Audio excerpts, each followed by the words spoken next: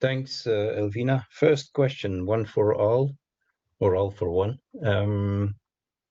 So from your individual perspective and given your experience in this kind of matters, what is the one thing the inland waterway sector is still not ready for when it comes to autonomous vessels?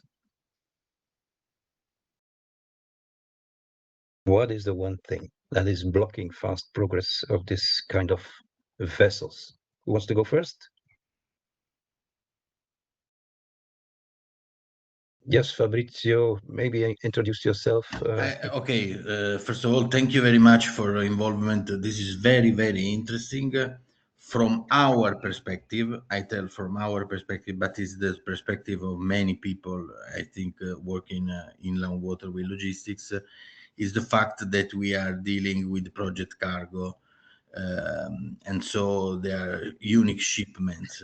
So we are, I would say also, I will say it also later if you ask me other questions, but we are not interested for our current business that is project cargo. Project cargo, as you know, can request months of studying of how the cargo should be should be loaded onto the vessels and some hours to realize the cargo.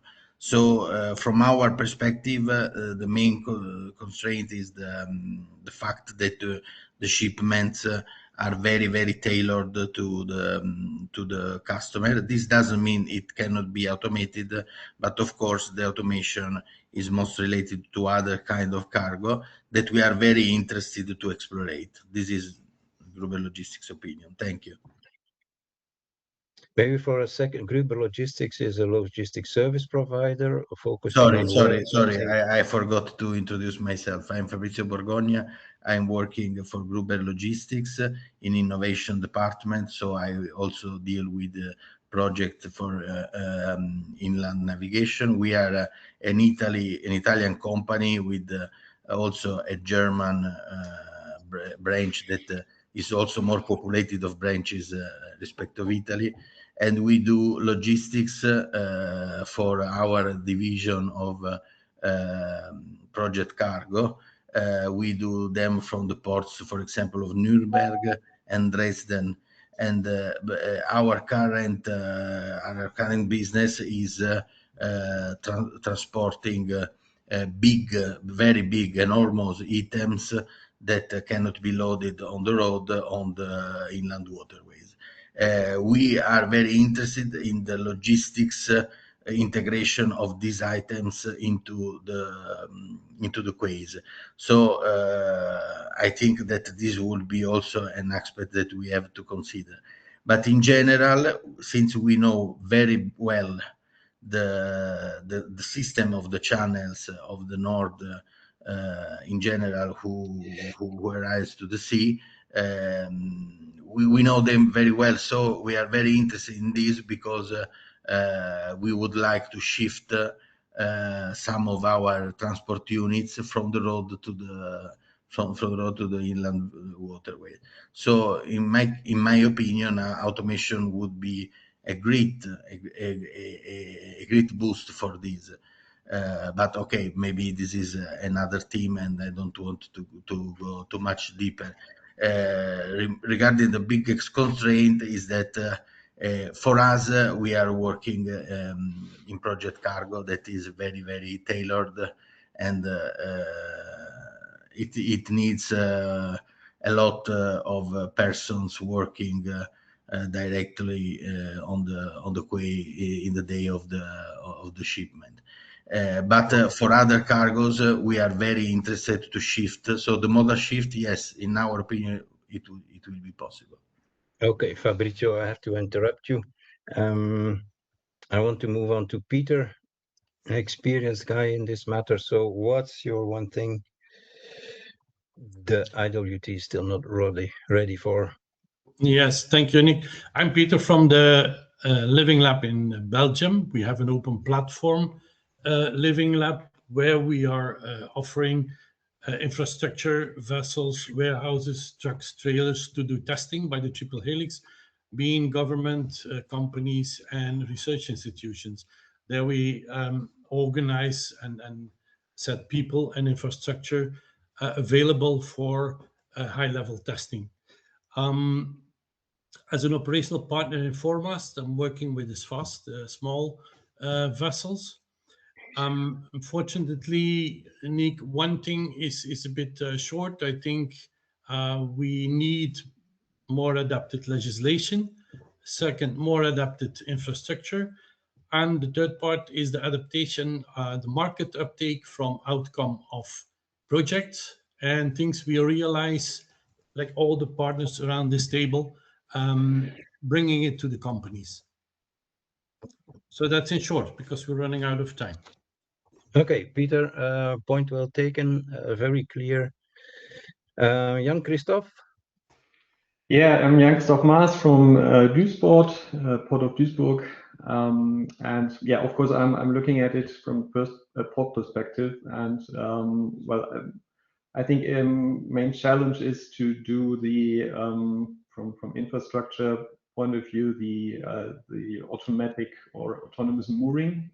So what do we have to do with our infrastructure to be ready for autonomous ships so that they can get to the terminals and can be moored.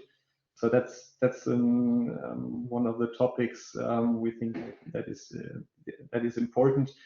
And yeah, also the integration into existing systems, so the information flow between vessel and ship, which also has to be taken into account. Yeah, many of the projects, or all three projects that were presented, are already dealing with these issues, but I think these are quite crucial from inland port perspective. Thanks, Jan-Christophe. I'd like to switch to Christopher. I'm always interested in hearing your perspective, Christopher. So shoot. No pressure. That's the one thing. Hello, everyone. I'm Christopher. I represent DFDS. We are a Danish-based short sea shipping and truck company. We have around 80 short sea ships, big ro-ro vessels, and around 1,500 trucks. And on inland waterways, we don't own and operate ships, but we do freight forwarding, especially around the big ports of Ghent, Rotterdam, and Antwerp. And Nick, if you ask me what the main challenge is today, I will first and foremost say that I'm not necessarily an inland waterway expert. I'm way more, my expertise lies in logistics, so more broadly, trying to get things transported from door to door. And in that chain, of course, inland waterway plays a part. What I see in DFDS that we're struggling with is congestion in big seaports, which means that even existing barges are quite down the pecking order of prioritization. And that's something to do with how terminals, they make money today. So I think that is an enormous problem that we have already. I don't think autonomous will make that easier. So I think trying to find out how autonomous work within that context is probably one of the biggest hurdles that I personally think we should be addressing. So clearly some operational issues are still to be solved before you can roll out plenty of autonomous vessels in an already congested port. Interesting or not so interesting perspective, depending on how you look at it. Cyril, I'm going to ask you another question than the one you were expecting or already heard of.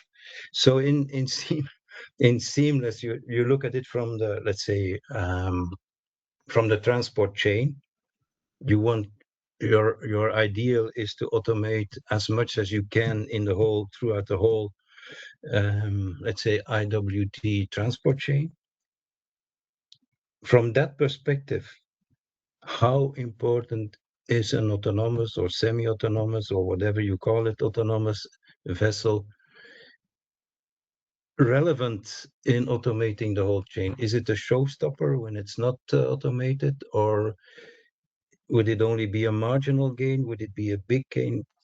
That's the question that came up when you were presenting Seamless. Good question. I'll still answer to the other one first. um, no, maybe I'll start with this one first. We don't know yet. There are assumptions that it is not the showstopper. As Jan Christoph just mentioned, there are a couple of, let's say, media breaks and interfaces that need to be in place. And if they are in place for conventional business, they probably turn out to be quite handy for autonomous business. First and foremost, of course, because there's no person on board to take over that task. When we refer to the shipmaster as the navigator, the person who steers the vessel, that's true, but that's not the only role he has. Normally, he has a plethora of roles, and we need to make sure that all of them are replaced, reorganized, removed. Can be anything, but operations will then change, and then we'll have a new normal, and then we need to check the new normal with the old conventional case that we know. So in that sense, I will not dare to answer precisely, simply because we don't know. Referring to the earlier question, let me allow at least one sentence. We should bear in mind that inland navigation has quite different amortization periods than, for example, truck business. You replace your trucks every 5 to 10 years, 7 years. If you talk to the bigger German logistics companies, is a frequent case. That's not true for inland waterways. We're talking about something between 30 and 60 years. So whatever you invest in should hold for the next 30 to 60 years. In that sense, technological readiness, market security, market reliability, also regulatory security, all these things matter before you do such a big investment. In whatever reason, I mean, this is also true for greening, this is true for automation, this is true for other things. But you should understand that we have a very different take on investment than others have. Thanks, Cyril. Moving to Peter now, a question a bit in line with what I asked Cyril first. Are we trying to focus too much on automating the vessels, and shouldn't we more focus on fixing inland waterway systems first, a bit in the sense that Seamless is doing? What do you think about this? Well, if I talk for my shop, the two main elements in the waterway systems are the vessels. We're working with this FAS, small, flexible, automated zero-emission vessels for transport between cities and urban deliveries.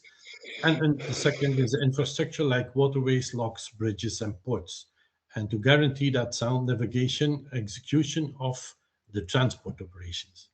Smart vessels mean automated and remotely controlled, as explained by Cyril and Pauline. Are vessels that use the onboard systems, onboard sensors, and external data to optimize the key operations, being navigational character or operations linked to management, fuel consumption, power management, or maintenance. I think to allow smart vessels sailing on the European waterways, we need reliable, safe, efficient, and smart waterway network. And we see that the fast technological advancements allow us to develop new applications for automated navigation, autonomous entry, registration into lock, autonomous mooring, and so on. A big part, an important risk there is the cybersecurity due to the latest geopolitical issues. And we tried also to test cascading communication between vessels and vessel and shore, involving 4G, 5G, 5G slicing, satellite connection, and radio, which is fast evaluating.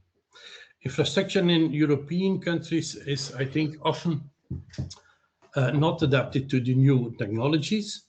And I give an example from my part, where we have the advantage being situated in Ghent with a lot of water and connection by a port, North Sea port between Belgium and the Netherlands.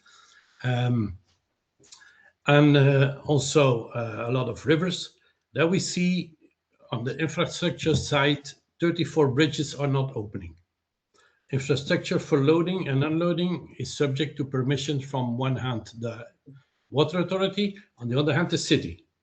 City had a lot of restrictions using the water side on the infrastructure. There are no possibilities to install loading and unloading infrastructure on the quay side in the inner city because of the visual pollution. Tourists are more important than economical viability. Roll-on, roll-off cargo bikes for parcel deliveries only possible in a few places in the city, and so on. So this, in my living lab, we have to adapt the vessel to the infrastructure.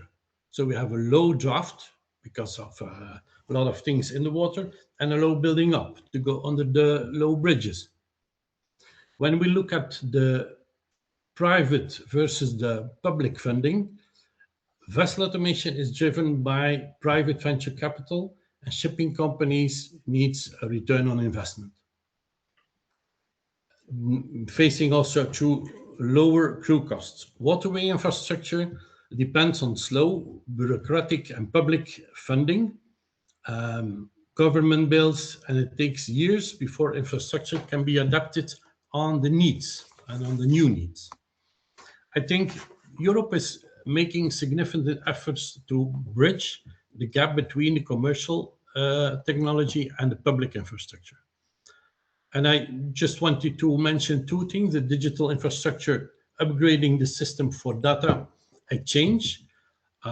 For example, modernized river information services, and EU revised the risk directive to mandate the digitalization of waterway conditions, the voyage planning, and traffic management.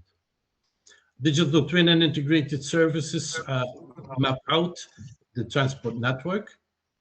And we have also, for example, Digital Transport and Logistic Forum and the European Mobility Data Space. Peter, speed up a bit if you want. Okay. We see also in Belgium, we are, Flanders as a region of Belgium, we making significant efforts to improve the infrastructure and make it future-proof. For example, since 2018, Flanders Water Authority, Vlaamse Waterweg, has opened the 1,000-kilometer waterways to do the testing of remote control operations. I think we're still the only country or region in Europe where that is possible.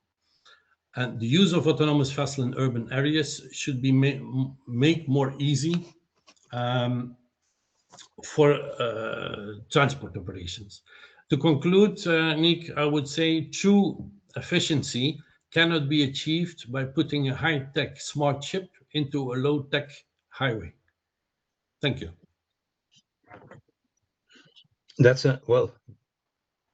maybe not a nice conclusion, but it's definitely to the spot on, as the English people say. So great. Jan Christophe, I would like to turn to you. Can autonomous vessels realistically operate within today's inland waterways structure? I heard Cyril already say on the Rhine, there's the big vessels and nothing else. What's your perspective, or Duisburg's perspective? Well, I agree with Cyril. So mainly from Duisburg perspective, of course, we have the big vessels, and I'm a bit skeptical about the small vessels and the concept behind it, because I think the competition there with truck is quite hard, and to really make them make a business case out of it. I'm a bit skeptical to be honest. But from infrastructure perspective, I think navigation on the Rhine is more complex than in the port area, so that we do not have a big issue. If we can solve navigation on the Rhine, we can also do it in the port area. But as I said, the mooring issue is still open, and that we need some standards, and we should avoid having additional costs for mooring. For example, have onshore personnel to do the mooring. But of course, also investment in the infrastructure, it's huge. So probably we need to have around, if we want to equip all the berths with automatic mooring systems, it's around 50 to 100 only in Duisburg, I would say. And of course, if we have land-based mooring systems, yeah, investments are huge, and that's also costs within the system, and it will also make autonomous shipping more expensive. So what I hear from you or from Duisburg is that you're not so eager to promote all this or to push for it. Okay. No, I think that's maybe it was a bit too critical or too skeptical. So I think there's no other way to go into this direction, but not only to look at automation of the ships, but of the whole system. So there are many other points, information flow and so on, which can be much more improved. And if you work on it together with autonomous or automated ship, then the system definitely can be competitive to other modes of transport. So do not get me wrong, sir. I just wanted No. But Elvina told me to be provocative, and when Yes. Elvina asks me something, I immediately do that, of course.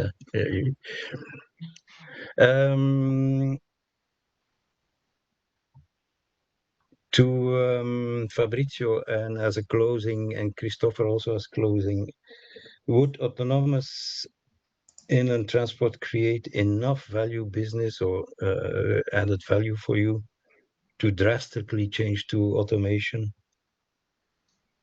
or change change transport modes for that matter? From the whole panel here, you are closest, both of you are closest to operations. So I guess you're the best placed people to answer this difficult question. Yes. Who is answering first? You started talking, so you go for it. Okay, no, because okay, thank you. No, yes, from our side, Gruber Logistics is strongly investing in automation, both in vessel automation, both in truck automation. We found that the vessel automation can be simple, easier, not easy, but easier than the truck automation for its controlled environment.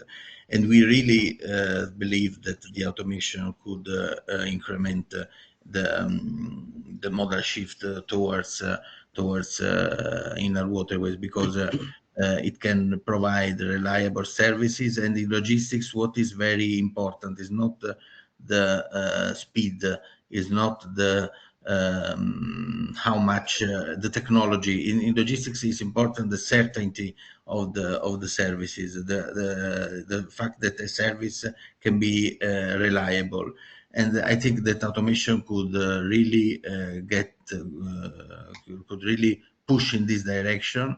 And we strongly believe that this kind of new technology will help the modal shift towards inland waterways due to the stabilization of the system. As long as it's affordable. Yes, of course, it's inside the speech. Christopher. In respect of time, I will not add too much. I agree by and large what Fabrizio said, both now but also earlier. For us, it is important that inland waterways is, since at the beginning, a part of a larger transport chain. Unfortunately, I see a lot of research happening only on the ship, and I think the main point is what Jan Christoph says. What is happening with the port? How do we have to keep up? So Fabrizio said, how do we solve liability? And as Ciro says, of how do I get a return on my investment? So I think there's a bigger ecosystem that has to be aligned for this to make sense. If that, or when that ecosystem is aligned, then I do definitely see that it can provide value, also as Fabrizio said. But I think it's very important that we don't just look at the ship, but we look at the larger context of it. Agreed. Anyone from the audience wants to grab the opportunity to talk to these people? ask them a question. I'll just comment on the last comment of Christopher, because many times when I speak to the maritime projects, they are key-to-key orientated. When I speak to the shippers, they are door-to-door orientated. And somehow we have to have these things matching. And many of the developments on the maritime sector, I see still is key-to-key, and that has to change. I agree, Jan-Tore, but we've talked about this, the two of us, before, so unsurprisingly, I agree. But Jan-Tore, good morning to you. When you say maritime, you really mean maritime, or you mean, let's say, more waterborne, let's say maritime and inland navigation and short sea shipping altogether? I mean maritime in general, and I see the development more on the short sea sector than in the inland waterways, which I know less. But Okay. in the maritime sector, people tend to have bigger and bigger ships going more and more seldom, which is directly counterproductive to moving fast consumer goods. And as long as you're thinking that, you are not contributing to getting cargo on the water. I see your point. I agree. For your information, the same kind of reasoning is in inland waterways. Let's say vessel owners, in due respect, they focus on what's happening on the water, and not so much on door to door. So still a long way to go there as well. Anybody else before I close the meeting?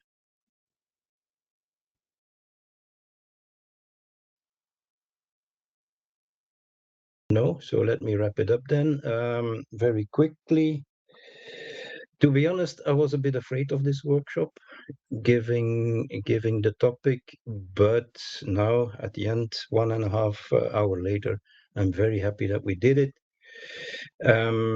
We have a clear overview on the different projects. They are very much complementary to each other, and what I like most is the discussion, the Slido, and the insight of these interesting panelists, and of course the input coming from the audience. So in the end,